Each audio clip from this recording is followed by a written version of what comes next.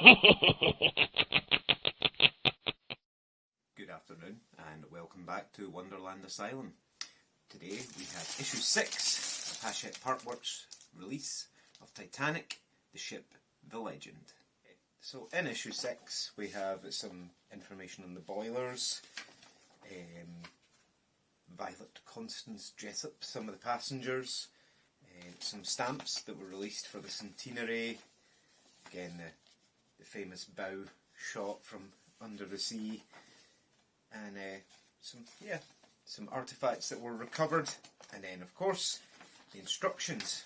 I don't know if it just feels like there's less in this magazine compared to previous ones, but as we say, the main crux of it is the parts.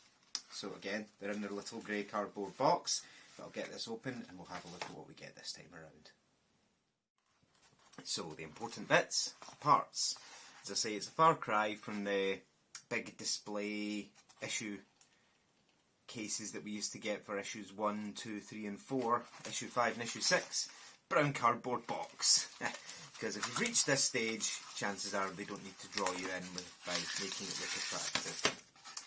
So, that's all we have, is wrapped in this little paper bag. Inside here we have a couple of plastic pieces to go on the connecting rod we started last time, and the top half of the hull with beautifully painted nameplate just there. And we also have some DM screws, fancy this time. Okay, so as I say, these are the parts.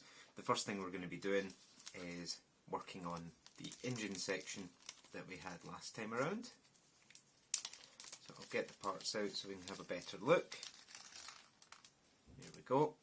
Yep, you can see there more of these connectors and more of these almost A-shaped rods to fit onto, as if by magic, the part we worked on last time. So I think we're just going to be concluding this one. But I'll get everything all ready and I'll get back to you in just a sec. So here we have the engine that we worked on in issue 3. You can see that. That crank is what turns it, and the pistons there all turn, as you can see. And it's the 4 holes here. We're going to want that side to be facing up. Okay.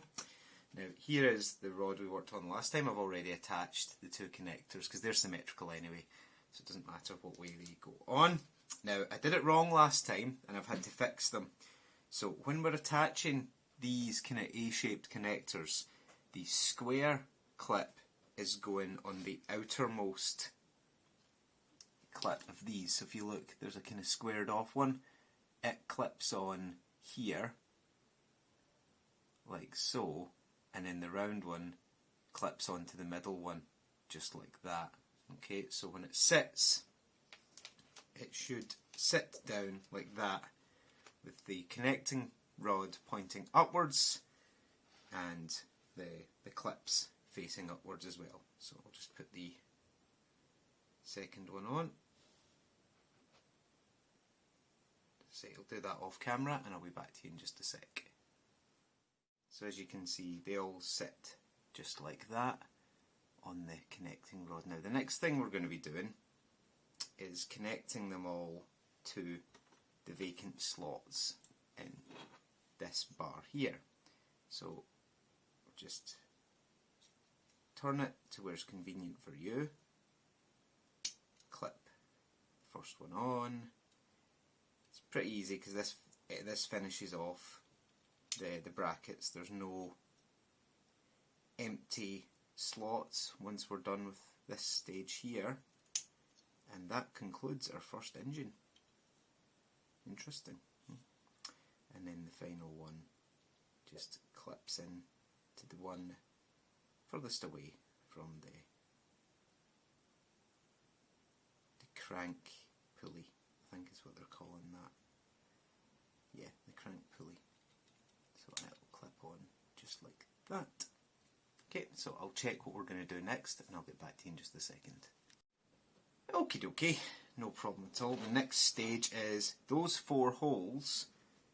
I've got these 4 pegs, and they should line up reasonably easily. Let's see if they do. They do indeed. Very nice. So just line the pegs up with the holes, push them all in. That went fairly well.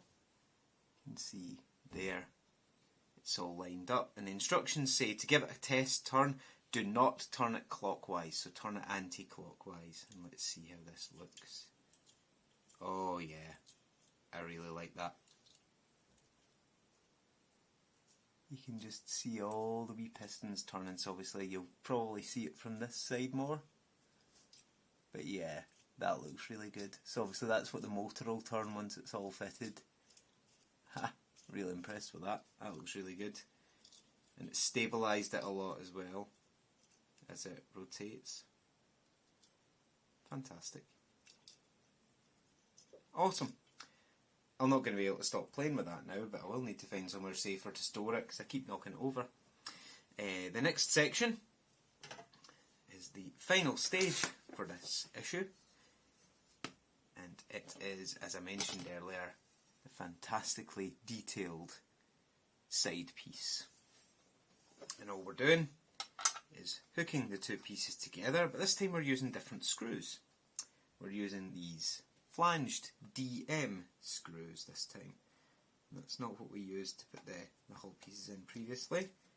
But again, line them up. You can use a bit of oil, but I find that the holes are drilled sufficiently well that you don't really need to. Again, get that one in. Not so it's completely tight, but so it's tight enough that it'll hold itself in. Get another screw. They do always give us a spare, which is nice of Hachette. Just again, line it up, make sure it's going into the hole straight, and now we can get them both properly tightened down all the way in. Just make sure that the panel is straight, because the last thing you want to do is be screwing the panel in and it be squinty.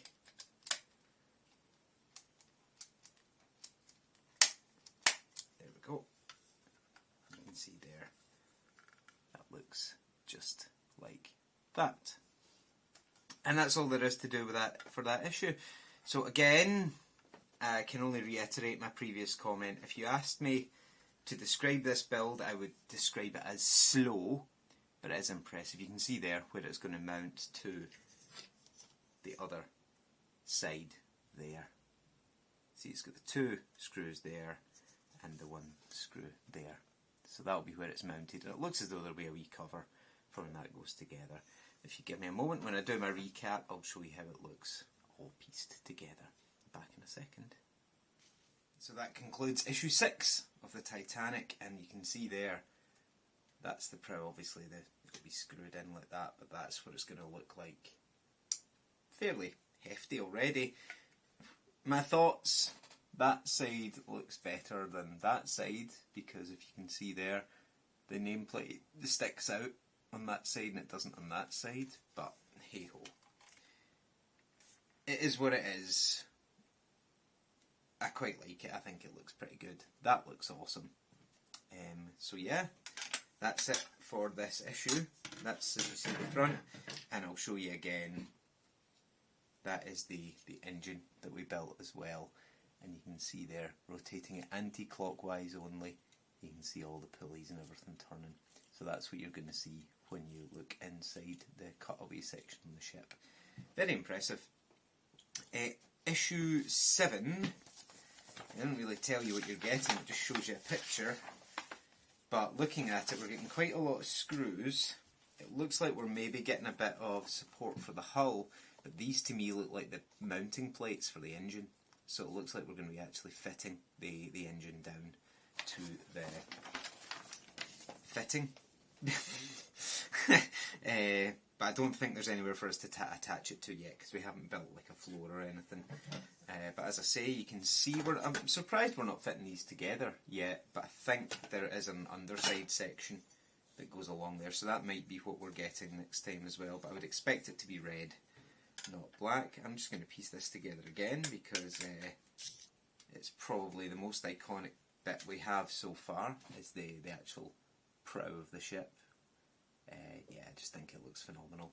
Very impressed so far. As I say, it feels very slow, but that's because we're only getting one issue every 2 weeks at present. Once we hit issue 8, that increases to 4 issues a month. So, well, 1 every week. So, yeah, looking forward to that. Part 7 will be out soon, I think. Yeah, next week. Next week, part 7 will be out. It took me a little while to get this one out to you. So, yeah, looking forward to it. If you've enjoyed the video, please leave me a like, a comment, and think about subscribing if you don't mind. But thank you very much, and I will see you again. There will be another build coming just shortly, but I'm not telling you what it is. You'll have to wait and see. See if anybody can guess what I'm going to be building next, and put it in the comments. And as I say, I'm nearly finished Bismarck. Once I'm finished with that, I will do a quick overview of it. I haven't put any of that build on YouTube, although I have filmed some of it. But I will do a quick review of Bismarck and all her features once she's finished. But yet again, thank you all for watching, and I will see you for part 7. Thank you.